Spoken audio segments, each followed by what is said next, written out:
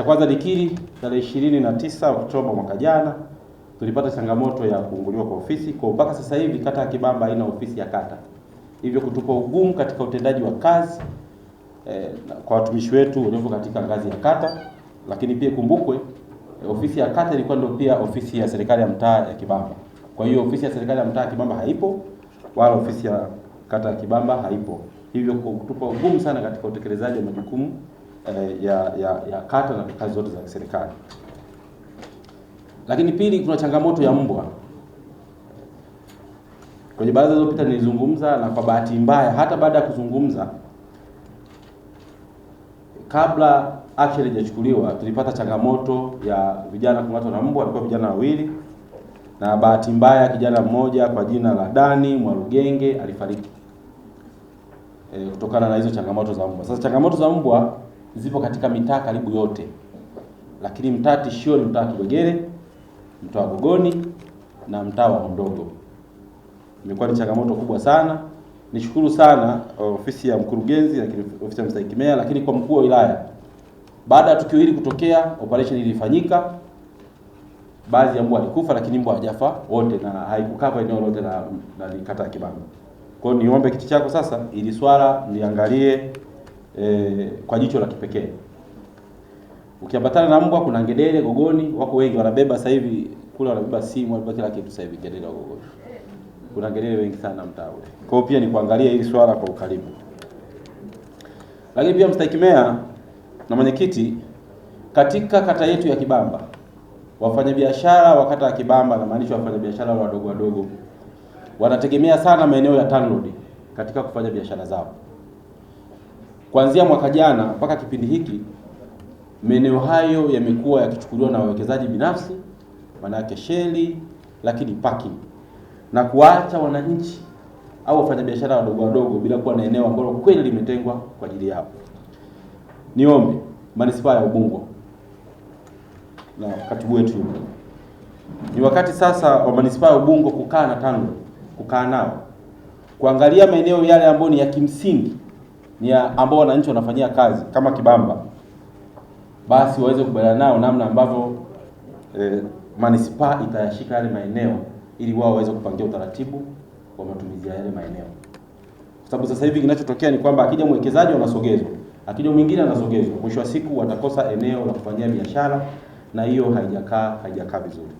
Kwa hiyo naomba sana mwichukue hiyo mwe na kikao cha pamoja kuangalia namna bora ya kuweza kufanya utekelezaji mbalimbali wa hayo maeneo ya TANROADS, na namna gani ambayo TANROADS inaweza kuwasaidia wananchi wa Kibamba, lakini na maeneo mengine yote ya manispaa ya Ubungo ambayo tunayaona kweli yako chini ya TANROADS, lakini manispaa inaweza kayashikilia kwa mazungumzo na TANROADS, basi ninaomba yaweze kufanyika hayo, ili tuwe sasa uhuru kwamba tukishashikilia manispaa tunaweza kupanga nini cha kufanya katika eneo hilo, ili kuondoa migogoro ambayo inaweza kujitokeza kwa baadaye. Jambo la tatu, kuna eneo la barabara pale Kibamba shule. Kumekuwa na ajali nyingi sana pale. Ajali za mara kwa mara zikitokea kutokana na kwamba hakuna mataa. Katika mchoro wa awali wa ile barabara kulikuwa kunaonyesha kwamba pale pana mataa, lakini hakuna mataa, kuna zebra, lakini vifo mwezi ukipita hamna mtu aliyegongwa pale, kidogo inakuwa mnashukuru Mungu. Kwa kuna ajali nyingi sana ambazo zinapatikana mara pale. Lakini pia kuna ukosefu wa vivuko. Katika kata ya Kibamba ni sehemu ambayo inahitaji vivuko vingi sana. Nadhani na kata nyingine, lakini Kibamba inahitaji vivuko vingi sana. Tunashukuru tumepata fedha mfuko wa jimbo katika ujenzi wa kivuko kimoja cha Hondogo Gogoni, kiko kinaendelea kujengwa, kiko katika hatua za mwisho. Lakini bado vivuko ni vingi sana. Leo hii Mheshimiwa Mwenyekiti, ukiniuliza ni vitu gani ambavyo kiukweli vikifanyika katika kata ya Kibamba kwa ujumla, lakini na kata nyingine ambazo katika manispaa ya Ubungo, ni swala la vivuko pamoja na barabara. Nilikuwa namuuliza Mheshimiwa Nyantoli anapewa fedha mwezi wa ngapi, mwezi wa 7 ziliingia zile. Bado mnakaa na fedha milioni 20 na bado hazijaanza kufanya kazi na mitambo ipo. Na uzuri Mheshimiwa Mvungi alikuwa anatuuliza maswali mengi sana kwamba fedha zipo zimeingia, na tulikubaliana kila mwezi fedha zitakuwa zinaingia kwenye kila kata zile ambazo kwa ile mlolongo kwamba sasa kata fulani. Nikasema ikifikia hatua zimeingia Kibamba na nikamkuta Mbezi bado yupo, hajaanza ujenzi, mimi nitakuja hapa, nitachukua magreda, nitaenda kule. Na tulikuwa tunazungumza.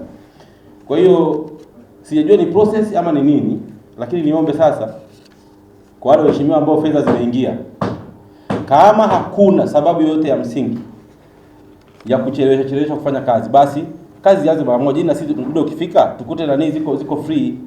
Ndo instance ya kubwa aliyokuwa anazungumza mheshimiwa Mvungi pale kwamba fedha zimeingia zifanye kazi, ili tuendelee na mambo mengine. Kwa hiyo ni jambo hilo. Lakini la mwisho, Mstahiki Meya, kwenye zahanati ya Kibwegere. Zahanati ya Kibwegere kikweli ni ya kizamani. Ukienda pale vyumba kwanza vimebanana, lakini pale kuna choo kimoja tu. Yaani kuna vyoo viwili.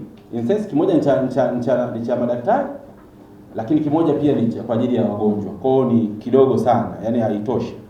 Na ni washukuru waheshimiwa madiwani wa viti maalum walifika pale, tuliongozana nao, tukatembea na wao pia wakaona. Nadhani wangepata muda wa kuzungumza kwa niaba ya Kibamba, I'm sure wangeweza kuzungumzia swala la Kibwegere na wangegusia kabisa ile zahanati ya Kibwegere.